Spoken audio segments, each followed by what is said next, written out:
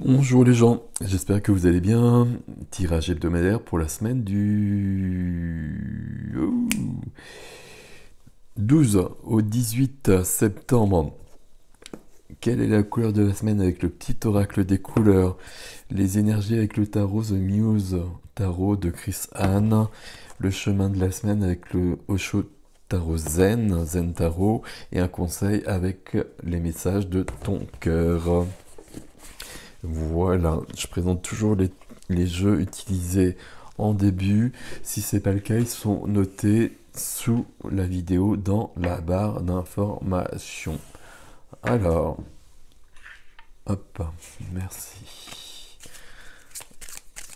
La couleur, là il y en a deux, ça fait trop. Celle-ci, bon, allez. 12 au 18, il y en a une qui s'est retournée, qui s'est retournée entièrement. C'est une figure très intéressante. La couleur de la semaine, c'est le rouge écarlate. Je peux compter sur mon courage et ma force intérieure. Une semaine très dans de l'énergie, dans du feu. Très intéressant, dit-il pas? Rouge écarlate. Ok. Alors, ici, voilà l'énergie. Ok. Le Muse Tarot, c'est un tarot que j'utilise pas beaucoup. Les noms ne sont pas les mêmes et je trouve pas ça très indiqué. Et surtout, il y a des cartes horizontales et des cartes verticales. Enfin, il y a des choses qui me plaisent pas. Je suis en train de faire un grand tri dans mes jeux et dans mes bouquins aussi. C'est la saison de la Vierge, c'est le moment de le faire. Et je vais faire circuler tout ça. Je ferai peut-être un groupe sur Facebook pour vous proposer ce genre de choses si ça vous intéresse éventuellement.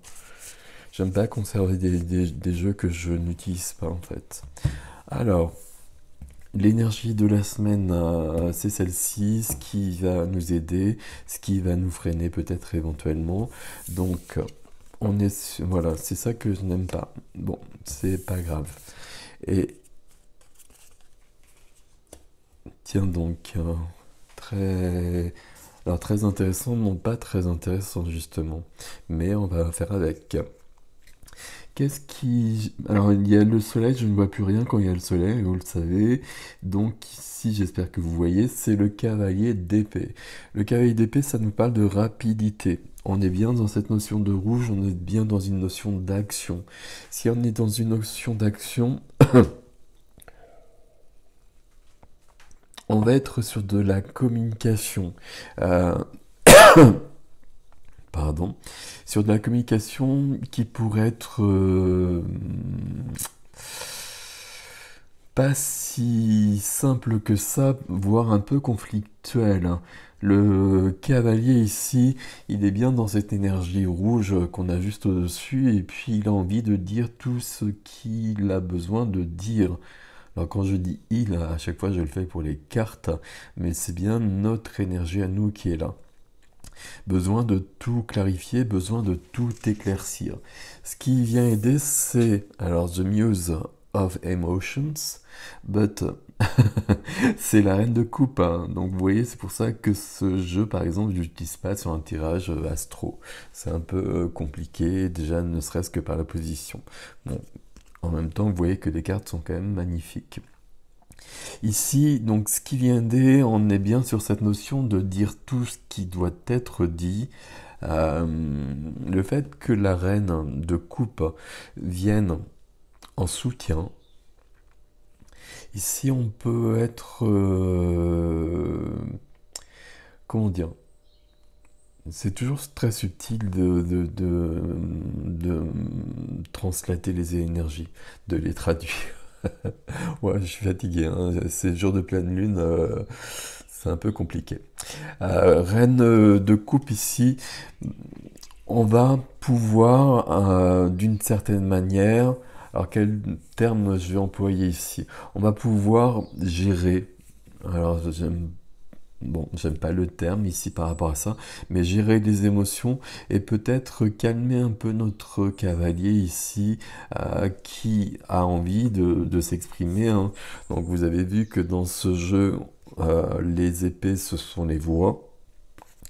Il y a une certaine logique, hein, puisque les épées parlent bien de la communication et parlent bien de ça, comme les coupes parlent bien des émotions. Donc pas de souci par rapport à ça. Donc ok, on a des choses à dire, et puis on peut les dire, et puis tempérer malgré tout un peu cette énergie un peu trop rapide. Alors, elle n'est pas toujours trop rapide, mais là, elle pourrait l'être. Trop rapide et trop brusque du cavalier d'épée. Ce qui vient en moins, en revanche, c'est ce 2 d'épée, qui est représenté comment? Le 2 d'épée, c'est 2 de Voices, euh, Two of Voices. 2 d'épée, c'est un blocage. Et on est entre deux épées, on est entre deux idées, on est entre deux projets, on est entre deux personnes, on est entre deux attitudes. Ici, c'est ce qui vient freiner, c'est ce qui est bloqué, c'est une énergie qui est en moins pour la semaine. Mais peut-être que c'est pour ça qu'on a ces deux énergies juste à côté. C'est que là, il y a une indécision qui est dans l'air, qui est présente déjà.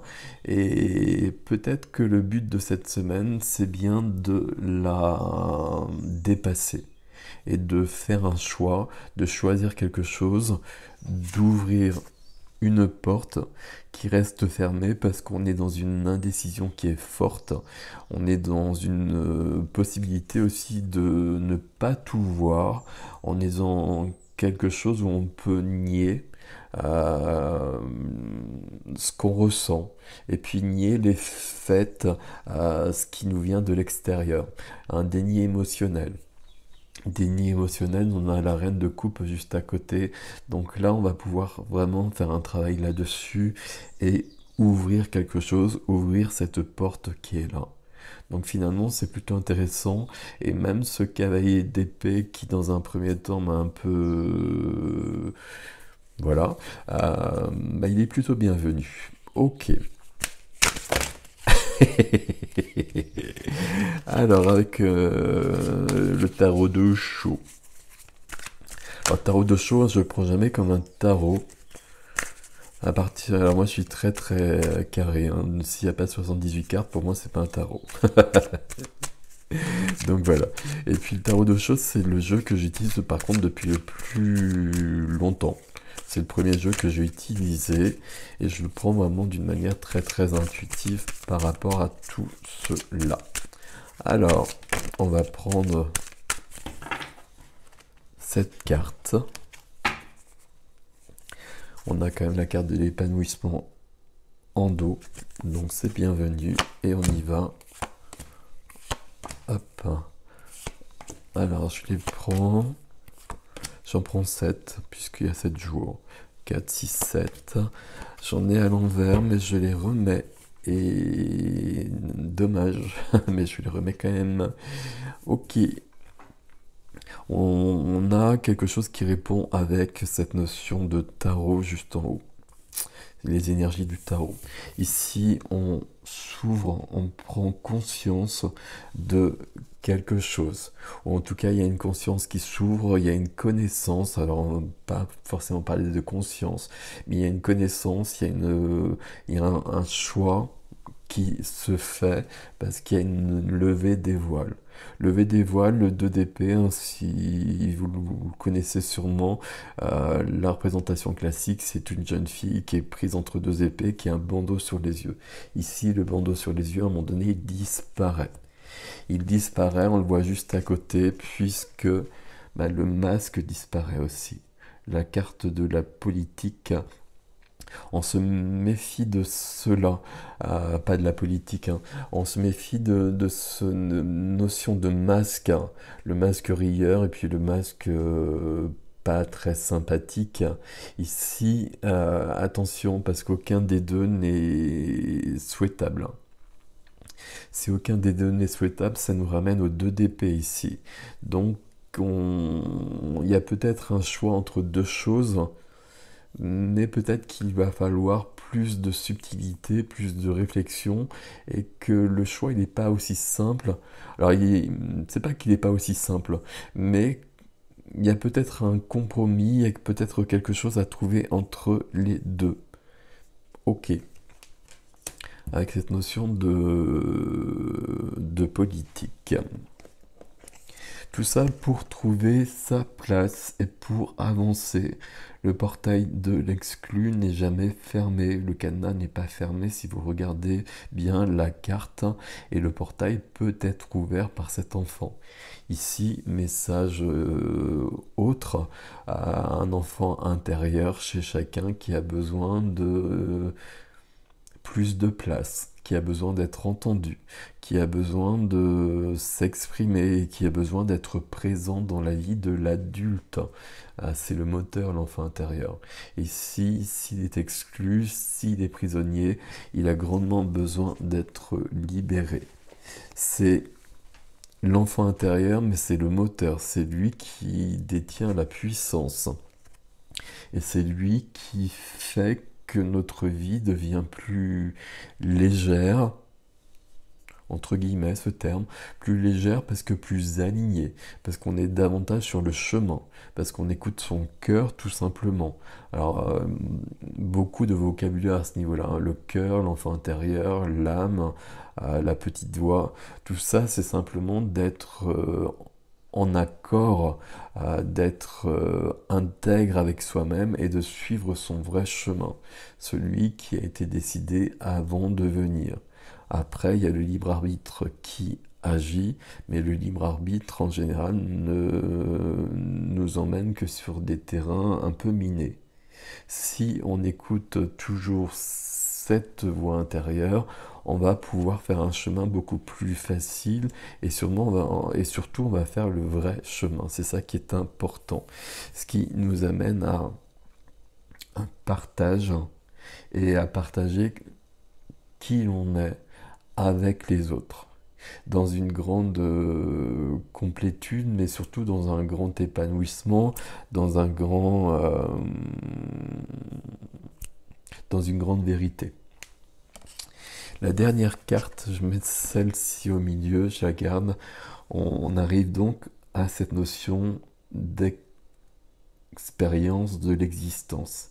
Parce qu'on est dans la vérité, parce qu'on est dans notre intégrité, parce qu'on est dans notre intimité, on a besoin d'être dans notre intimité, on a besoin d'être dans notre vulnérabilité pour être dans cette notion-là. Attention à toujours vouloir se protéger de tout. Et si on se protège, c'est qu'on a des peurs. Si on a des peurs, on n'est pas dans cette notion-là et dans ce qu'on a vu plus haut. Si on est OK, si on est aligné, on n'a besoin d'aucune protection. Ok, et puis cette carte ici qui m'interroge davantage, c'est une 7. Je regarde les chiffres, on a du 7 sur la conscience et du 7 sur la politique. Ok, il y a quelque chose de cet ordre-là, projection. Qu'est-ce qu'on projette et qu'est-ce qui nous revient? Effet miroir, mais aussi tout ce qui peut être factice, tout ce qui peut être faux, tout ce qui peut être de l'ordre du masque. C'est pas forcément ça à la base, cette carte-là. Je la prends en résonance avec cette notion-là. Ici, avec Osho, il est grandement question de retrouver une vérité, une intimité, et de l'exposer, de la partager en tout cas avec les autres, pour être dans quelque chose de plus lumineux. Ok. Il y a quelque chose ici, normalement c'est pas, il n'y a pas de souci avec, enfin c'est pas comme ça cette carte. Là il y a quelque chose où on peut se prendre au piège par rapport aux autres en général, par rapport à quelqu'un d'autre en particulier. Et puis justement, si on n'est pas dans son intimité, euh, le partage est mauvais. Voilà, je ne trouvais pas d'autres mots, donc voilà. Le partage est mauvais tout simplement parce qu'on n'est pas dans sa vérité, on n'est pas vrai. Il y a vraiment une question ici d'être, de, pardon, j'allais dire de mener un combat. Alors, puisque c'est venu comme ça, on va le prendre comme ça, de mener un combat avec ce cavalier d'ailleurs à la base, et cette énergie un peu guerrière de rouge écarlate pour retrouver sa vérité et offrir sa vérité au monde. Et se délester de tout ce qui est faux. Beaucoup de personnes sont sur ce chemin-là depuis longtemps.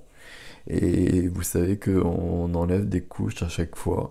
Et là, visiblement, sur ce travail de pleine lune, bah, il y a à nouveau quelque chose de cet ordre-là où on se déleste de choses fausses, mais avec quelque chose de assez magnifique ici, hein. C'est vraiment pour revenir à l'essentiel et pour revenir à l'origine. Quel est le conseil? Ben voilà. Le conseil, c'est l'amour pur. Je vous le lis. Tu le touches enfin du doigt, cet amour pur, simple, régénérant et sans attente. Il s'emplit de joie, de lumière et redonne un sens à ton existence. L'existence qui est là, hein. Donc c'est bien le but de cette semaine. Alors amour pur déjà pour soi, avec l'enfant intérieur comme on l'a vu. Et puis être dans l'amour pur, certes, mais être dans sa vérité. Alors, je l'ai dit plusieurs fois, hein, je me répète toujours, vous le savez, c'est pas grave. Être dans sa vérité, dans son intégrité, pour pouvoir être dans ce sentiment-là, dans cette émotion-là, puisqu'on a la reine de coupe ici aussi. Pouvoir le vivre pour soi et pouvoir aussi l'offrir aux autres, quelles que soient les circonstances et quelle que soit la personne en face de soi. Et principalement si la personne en face de soi n'est pas forcément apte à recevoir ce genre de choses. Pourquoi? Parce que ça lui permettra peut-être de s'ouvrir justement et d'évoluer. Et si on va plus loin, de changer le monde. C'est comme ça que ça se passera. Les gens qui sont en chemin, guillemets, il n'y a aucune de ces expressions que j'aime, mais je suis obligé de les employer. Les gens qui sont en chemin sont déjà dans la lumière et apportent déjà la lumière. Pour que les choses bougent vraiment, il va falloir que d'autres personnes qui ne sont pas en chemin puissent commencer à percevoir un autre chemin, justement. Et donc, ça ne va venir que par des énergies lumineuses, des énergies d'amour, et jamais, ça ne se fera jamais par des énergies de conflit, des énergies de guerre et des énergies de rejet. Voilà mes amis pour cette semaine, un grand travail sur soi pour aller vers soi, toujours, on n'oublie jamais ça, mais pour aller aussi vers l'autre et vers les autres d'une manière générale. C'est assez joli comme semaine ici. Prenez soin de vous et je vous dis à bientôt. Passez une belle semaine.